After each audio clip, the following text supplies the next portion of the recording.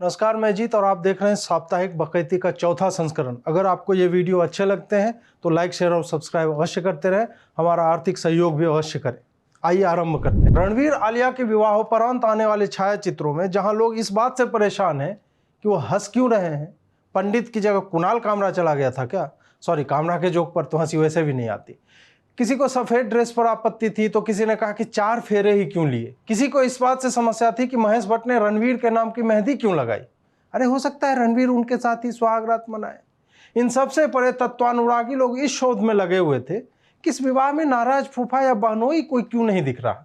तब तक रवीश कुमार जी की फेसबुक पोस्ट आ गई थी जिसमें उन्होंने स्वयं को आमंत्रित नहीं किए जाने पर जनरेटर का तार खींच देने की धमकी दी और कहा कि ऑर्केस्ट्रा वालों को 20 रुपये देकर महेश भट्ट के नाम पर अश्लील गाना बजवा देंगे। पोस्ट में रवीश ने दर्द में लिखा कि संभव है कोविड के कारण उन्हें बुलावा नहीं आया।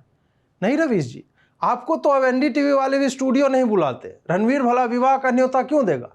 आपका कोई ठीक है वहां की उसकी शेरवानी खींच कर कहने लगे कि इससे कितने गरीबों का जांघिया खरीदा जा सकता था। आपको याद होगा ना, आपने बुलेट ट्रेन पे कहा था कि इससे कितनी रेलगाड़ियां आ सकती थी और इससे कितना साइकिल खरीदा जा सकता था। फिर भी रवीश ने यह भी कहा कि मीडिया को लाइव कवरेज करने का पूरा मौका वो लोग देंगे, ऐसी उनकी उम्मीद है। यहाँ वो कटाक्ष कर रहे थे, बिल्कुल वैसा ही जैसे पूरे दिन एनडीटीवी राफेल के आगमन पर बाकी चैनलों की तरह लाइव कवरेज करता रहा और शाम में रवीश ने बाकी मीडिया पर तंज कसा कि देखो राफेल के आने पे वो कैसे कैसे नाच रहे हैं। अब रवीश जी कोई पोस्ट लिख रहे हो और बवासीर न रिसे तो कैसे पता चले कि पिक्सल का काला होना उसी रक्त की कालिमा का प्रतीक है। उन्होंने लिखा कि ऐसा ना हो कि 7 फेरे का लाइव कवरेज चल रहा हो और बीच में मन की बात आने लगे। रणवीर ने 4 ही फेरे लिए, ऐसा खबरों में आया है। जाहिर है कि मोदी जी ने रणवीर के फोन पर मन की बात कर दी होगी, क्योंकि रवीश जी से वो 7 सालों से डर डर कर छुप छुप कर कार्य करते रहते हैं। बकायदाधीश ने आगे कहा कि मेहमान कैमरे पर मोदी का धन्यवाद अवश्य करें, वरना ईडी वाले उनके घर लौटने से पहले ही वहां पहुंच जाएंगे। रवीश जी, ये डर अच्छा है। आपके मालिक पर तो सैकड़ों करोड़ों के मामले चल रहे हैं, यह सलाह उनको भी कभी दे दिया कीजिए। रणवीर और आलिया की शादी से नींबू ना चुराने की सलाह देने वाले रवीश ने हिंदी मीडियम वालों को यह कह दिया कि जितने भी जुलूस निकलते हैं, गाली दी जाती है, सब वही लोग देते हैं।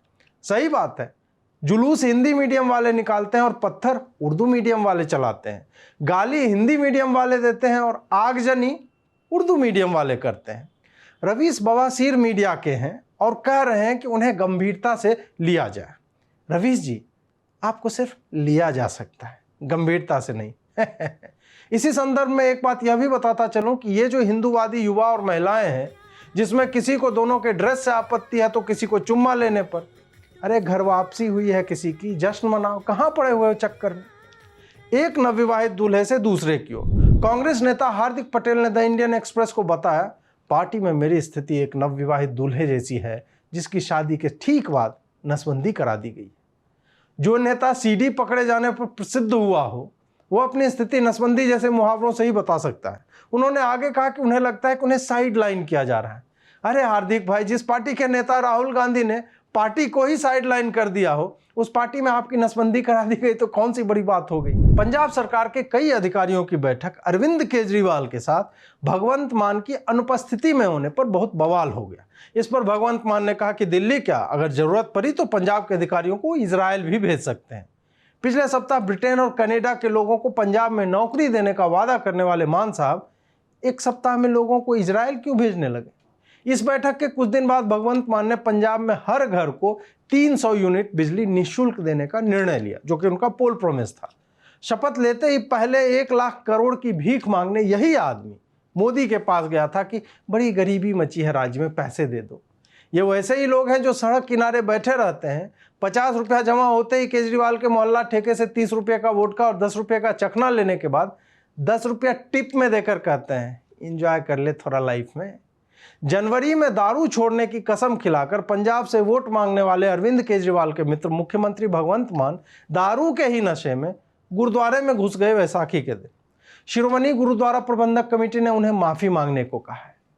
मुझे सिख कौम के उन मर्दों की बहुत अधिक याद आ रही है जिन्होंने हाल ही में एक बिहार की महिला को कथित तौर पर बीड़ी पीने पर घेर कर उसकी बेटी के सामने चेहरे पर थप्पड़ मारे थे और एक विक्षिप्त हिंदू बालक की बेअदबी के नाम पर लिंचिंग करके हत्या कर दी थी। वो महान मर्द भी कहीं नहीं दिखे जिन्होंने किसान आंदोलन के दौरान एक व्यक्ति की कलाई काटकर हत्या के बाद उनकी लाश को बैरिकेड पर लटका दी थी। खैर, भगवंत मान दारू के नशे में ना दिखे तब समस्या है। लोगों ने तो उसे इसलिए चुना ही है कि पंजाब का माहौल थोड़ा हल्का बना रहे। पंजाबी गानों में आधे से ज़्यादा में तो दारू बदनाम कर दी, पिला के 3 पैग बलिए और पंचतारा और बोतला खुल्लन दे, यही तो होता है।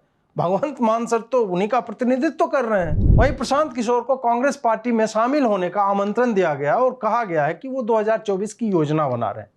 प्रशांत किशोर जिस जिस पार्टी के लिए काम करते हैं उन सब से उनके जुड़ने के समाचार आते हैं। जनता दल यूनाइटेड और टीएमसी के बाद अब कांग्रेस आई है। नीतीश बाबू ने तो पार्टी में पद देकर इनका खूब बढ़िया से काटा था, फिर ये टीएमसी में चले गए जहां उनके राज्यसभा में जाने की बात हो रही थी, अब कांग्रेस में जाने की बातें हैं। प्रशांत भाई 2014 में भाजपा के साथ जुड़े थे, पैसा लिया था काम का, लेकिन तब भी चाह रहे थे कि उन्हें राज्यसभा सीट या मंत्रालय मिल जाए। उस वक्त एक बात बाहर आई थी कि उन्होंने अमित शाह से पूछा था कि अमित भाई वो मई के बाद क्या होगा, तो अमित शाह ने कहा था कि जून, और उसके बाद फिर जुलाई। इसके बाद वो रुष्ट होकर भाजपा के खिलाफ दूसरी पार्टियों के लिए योजना बना रहे हैं। उनकी सफलता का राज यह है कि आज तक किसी भी ऐसी जगह पर कोई अप्रत्याशित सफलता उन्होंने हासिल नहीं की जहां वो पार्टी पहले चुनाव हार रही थी और बाद में जीत गई। जीतने वाली पार्टी की जीत सुनिश्चित करवाते हैं प्रशांत किशोर। कांग्रेस की सहायता तो इन्होंने कई बार की है और उसकी जीत कहां कहां हुई है ये हम सब ने देखा है। वैसे कांग्रेस 2014 से 19 और अब 24 के लिए इतनी बार योजनाएं बना चुकी है कि अब प्रशांत किशोर के बाद उनके पास सिर्फ अलीगढ़ के हकीम उस्मानी के ही पास जाना बचा है। क्या पता कोई चूरन उरन खिला दे तो कुछ निकले इनसे। यूजीसी ने कहा है कि अब एक व्यक्ति 2 अलग अलग विश्वविद्यालयों से 2 अलग डिग्रियां एक साथ प्राप्त कर सकता है। मतलब बिहार, यूपी समेत कई जगहों पर आप 10,000 खर्च करके अब 2 डिग्री बनवा सकते हैं। पहले 5,000 में 1 मिलता था। संभव है कि पैकेज डील हो और 8,000 में 2 मिलने लगे डिस्काउंट के साथ। 3 कमरों से चलने वाले कई कॉलेजों के लिए अब चांदी हो गई है, जहाँ के बारे में आपको आपका नकारा दोस्त यह बताता रहता है कि अरे अटेंडेंस का कोई चक्कर नहीं, बस नाम लिखवा लो और एग्जाम में जाकर बैठ जाओ, जितना नंबर चाहिए उतना मिल जाता है, थोड़ा पैसा लगता है।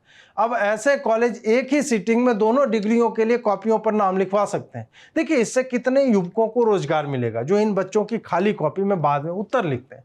मैं भी सोच रहा हूं कि अफगानिस्तान, रूस, यूक्रेन, यमन, श्रीलंका समेत कुछ और जगहों में युद्ध मामलों का जानकार बनकर 3-4 पीएचडी एक साथ ले लूं। यूट्यूब ने कहा है कि अगर हम किसी भी वीडियो में यूक्रेन युद्ध में यूक्रेन को जिम्मेदार बताते हैं, रूसी आक्रमण को सहमति देते हैं, तो उसके पैसे वो नहीं देगा, यानी उस पर ऐड नहीं चलेगा, वो डीमोनेटाइज हो जाएगा। यूट्यूब में यू को इन्होंने यूएन का आधा यू मान लिया है।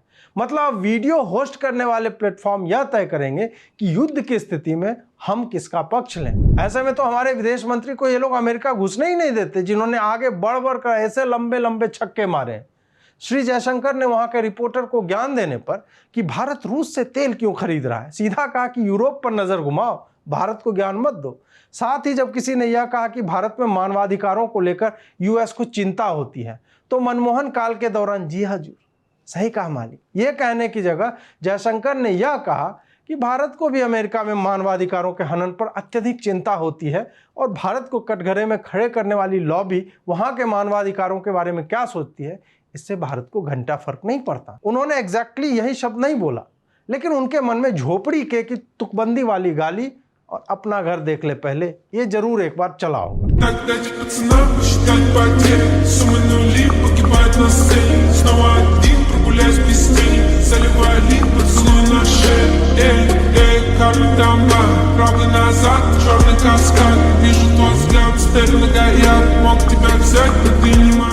बाइडेन ने पुतिन को युद्ध अपराधी कहने के बाद अब अपग्रेड करके नरसंहारक कहा है, मतलब जिनोसाइड करने वाला। अमेरिका वालों को समझ में नहीं आ रहा है कि सारे प्रतिबंध लगा दिए, तेल खरीदते हुए दोगलापन भी दिखा रहे हैं इनके एलाइज। उसके बाद अब पार्कों में टहलने वाली आंटियों की तरह जा जा, तेरा पति तो ऑफिस देर से आता है, तेरा बेटा तो दिन भर स्कूटी पर घूमता है, ये सब कहकर अपनी भड़ास निकाल रहा है। इस चक्कर में अपने पैसे भी खर्च कर रहा है और पुतिन रुकने का नाम नहीं ले रहा है। बाइडेन की हालत वैसी है कि अब उसे गर्दन सीधी रखने के लिए वायग्रा की आवश्यकता होती होगी। मुंबई इंडियंस लगातार 6 मैच हारकर आईपीएल में सस्पेंस बनाए हुए है कि इस बार अभी तक किसी ने यह नहीं कहा कि अंबानी ने पैसे देकर अंपायर खरीद रखे हैं। वहीं अंबानी की यह तस्वीर इंटरनेट पर घूम रही जिसमें वो फोन पर जय शाह को कह रहे हैं कि अब मजाक बंद करो यार, इतना मजाक भी ठीक नहीं है। चेन्नई ने आरसीबी को हराकर एक मैच जीत लिया, जिस पर फैंस ने यह मीम जारी करके आनंद मनाया, जिसमें श्रीमान थानोस ने लाल रंग का कपड़ा पहनने वाले विजन नामक नवयुवक के माथे से मणि उखाड़कर 2 पॉइंट हासिल कर लिए। नींबू के बढ़ते दामों को लेकर स्थिति चिंताजनक तब हो गई जब शाहजहां के तिलहर क्षेत्र में चोरों ने सब्जी वाले के गोदाम का ताला तोड़कर 60 किलो नींबू चुरा लिया। अमर उजाला के संपादक ने इस समाचार की हेडलाइन कुछ ऐसे बनाई, नींबू पर काली नजर, 60 किलो खट्टे सोने की चोरी ने सबको चौंकाया, प्याज और लहसुन भी उड़ा ले गए चोर। आशा है कि इस शीर्षक को लगाने के बाद संपादक ने अवश्य अपनी धर्मपत्नी को फोन करके बताया होगा क्या विलक्षण बात लिख दी मैंने। अमर उजाला के एक जूनियर संपादक ने हमें बताया कि संपादक साहब यह शीर्षक लिखने के बाद उत्साह में यह कहकर उन्होंने कीबोर्ड ही तोड़ दिया कि अब इससे क्रिएटिव हेडलाइन क्या लिखी जाएगी। खारगोन में रामनवमी के जुलूस के ऊपर पत्थरबाजी, तलवारबाजी, फिर आगजनी में हिंदुओं के घर दुकान जलाने वालों के घरों को मध्य प्रदेश सरकार ने बुलडोजर से ढा दिया। इसमें कई घर ऐसे हैं जो मोदी जी की प्रधानमंत्री ग्रामीण आवास योजना में बने थे। आप सोचिए कि वह प्रधानमंत्री जिस पर मुस्लिम विरोधी होने का ठप्पा लगता रहा आपको एक घर बनवा कर देता है और आप हसीना फारूक हैं या सलमा की मां उस घर की छत से हिंदुओं पर पत्थर फेंकती हैं। संभव है कि आप गरीब हैं तो आपके घर का पैसा भी हिंदुओं के द्वारा दिए गए टैक्स के पैसे से या मंदिरों से होने वाली आमदनी के पैसों से बना हो। इस पर मनोज कुरील का यह कार्टून बिल्कुल ही सटीक प्रतीत होता है। फोटोशॉप मामलों की जानकार आरफा ने एक परेशान मुस्लिम व्यक्ति की तस्वीर लगाकर यह घोषणा कर दी कि ये 2022 में भारत का चेहरा है। जबकि भारत एक सेक्युलर राष्ट्र है तब भारत की दाढ़ी क्यों होगी, और भारत तो माता है तब भी दाढ़ी क्यों होगी, यह मेरी समझ में नहीं आया।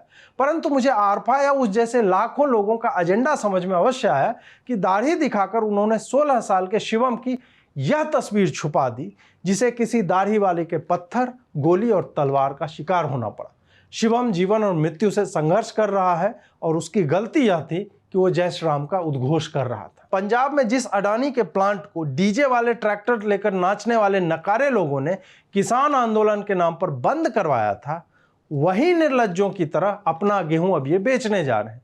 इसे थूक कर चाटना, विष्ठा खाना जैसे मुहावरों से भी उचित तरीके से वर्णित नहीं किया जा सकता। उर्फी जावेद से जुड़े समाचार में सुश्री उर्फी जी ने कॉटन कैंडी नामक मिठाई से बने वस्त्र को पहनकर नेटिजन्स को चौंका दिया है, अंग्रेजी में कहें तो स्टन कर दिया है।